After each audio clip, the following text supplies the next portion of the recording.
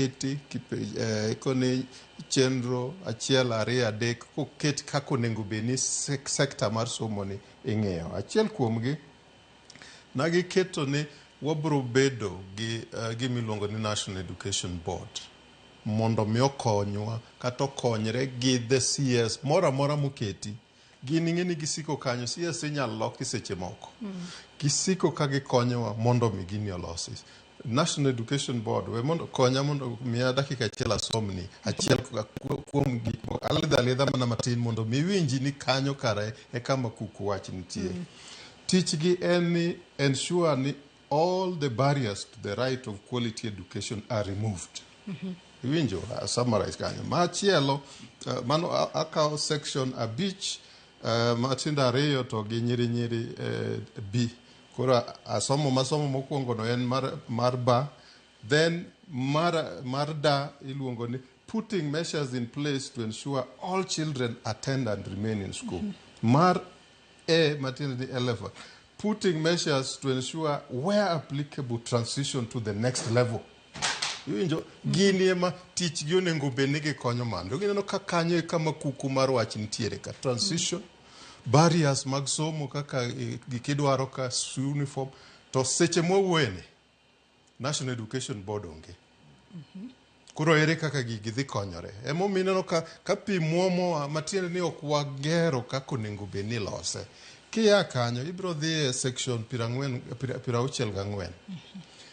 Educational Standards and Quality Assurance Council. Yani gini ema ging'iyo ni to e school ka school seche makoro somo dwa dhi mbele ni begin gi gik mabro miyo somo bedo maber, maler. Gitudore gi Teacher Service Commission. Kir jopuonj mane wawacho ni to ikruok bende gisebedo go ka. Ging'iyo ni to jopuonj ma wan go gin moromo. To ka ok giromo to idwaro adi monengo medi. To ka imedo gi gin jopuonj madhi kawo subjects kata learning areas midwaro ka. Gigi te nitiere chik. Tabu ma wan go. Ni seche ma wakawo muchamo muma katiko ni wadwaro implement gigi. Ng'eny yawa wigi wil gi gigi. Kwa ng'iyo 2023 ywaruok nobede e gima niluongo ni transition kwa KEPSEA kwa dhi wadonjo e junior school.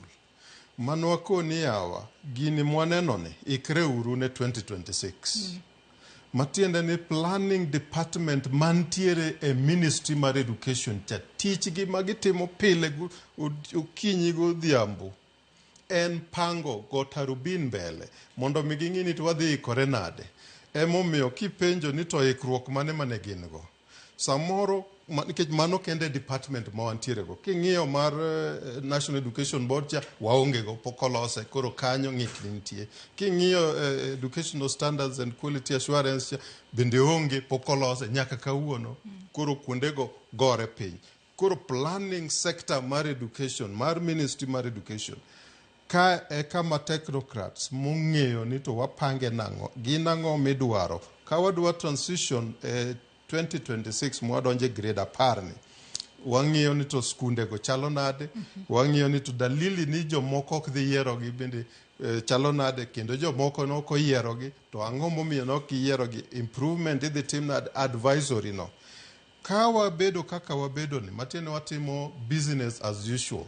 Ok wang'eyo ni wan a new system ma transition dwaro ni ok wang'iye kaka ne jo class 8 donje form 1 cha kech maka to noseikore donja gin ikoni pi donje tunnel manoseiki to maendi idwaro ni mondo mi ipang gi chon ma kaendi wasegoe kokodi mang'eny to kendo watime nyanondo mo wasegolo report after report gima ne gikone watimo retooling. Sani gikone gitiego jopuonj mondo mi obi okony. Jopuonj ma gitiego go gin na jopuonj ma puonjo subjects mag 844 machon. To bende ging'iyo ni to jopuonj madhi puonjo learning areas manie senior school gi. Masani kata na C1 gi C2 schools wacho ni kata wabed na gi jopuonj mang'eny kama to waonge gi jopuonj madwaro new learning areas mukel makendo be mamiyo CBC opogore gi 844. To penjo machielo Waruku, nyalo bedo ni nyaka sani koro kit kaka jopuonj itiego obede kuondego mago mag teacher training colleges kata mbalariany mopogore opogore. Owinjo bed ni gin bende koro giloko kit kaka itiego jopuonj ahinya nyato masani wantiere kod lai manyien mar somo. Koso ang'o mowinjo bed ni timore mar mondo mi kinde mabiro mbele kik wane achidh nade maket kod ma nikech onyalo wacho ni ma en mana chakruok to ma en gima koro wantiere godo nyaka giko. Erokamano Joyce ng'enia CBC mae ike mar 10. Nyathi ma jahiga 10 noselak moseringo mosedhi e sikul. E gimomiyo akoni ng'iyo mbele cha indie kama waremgo. Ineno kanye kama ng'ikowa emomiyo kata 2029 ibro neno ka pod wabro duogo ka wayware ni to nyithindo dhi e university kata TVET nang'o. Ka ok wang'iyo mbele omiyo kanye madwani mondo mi waketie pek mar wach. Ka ok wang'iyo mbele mwapango ma wang'iyo ni tiegruok mar jopuonj mbalariany nonego bed ni nyiso gi higni 10 mokalo mondo sani jopuonj mane gigolo nego bed ni gin jopuonj ma aligned.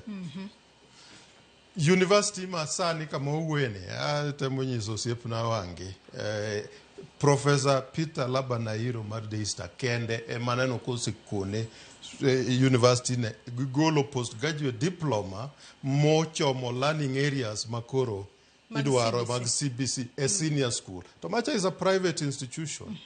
Matiende ni public education monengo beni public institutions wa ema drive gi. Ere kaka gin nosekony ketgi mondo mi gigolnwa jopuonj. Masani kidindiko gi ok nitie pod lando ni mondo mi miwa two learning areas magi nikech idwaro two subjects. To subjects ariyo mineno idwaro mondo ndik gigo. En CRE gi Kiswahili. Mago osebedo godo mang'eny. Koro mag grade 10 gi. Kanye kama ikruok nonengo bed ni ochopie to kapok otim motiegore. Ineno jopuonj mbalariany nikech ng'eni limo boro tingo nyaka uwasu. Uwasu obedo go piny ka gikoni to ka koro universities wa ema pokomi the framing. Mondo mi nikech ng'eni universities loso programs gi giwegi koro Commission of University Education ema puodho. Kapok mano timore to ere kaka CBC ni dhi mbele ka ok go dhoga mana mang'eny kama wantiere ni kuomwa omokerot. Wa appeal ne ng'ato ka ng'ato kata agency ka agency mondo timane tije. Universities gi teachers training colleges giket ni training margi ang'eni nyicho semigi circular ni mondo koro gitim gimiluongo ni competency based training kuonde moko duto magin go. Koro mano onego bed ni gitimo mondo mi wayud godo jopuonj go to competency based no onego bed aligned gi the learning areas midwaro gi even more.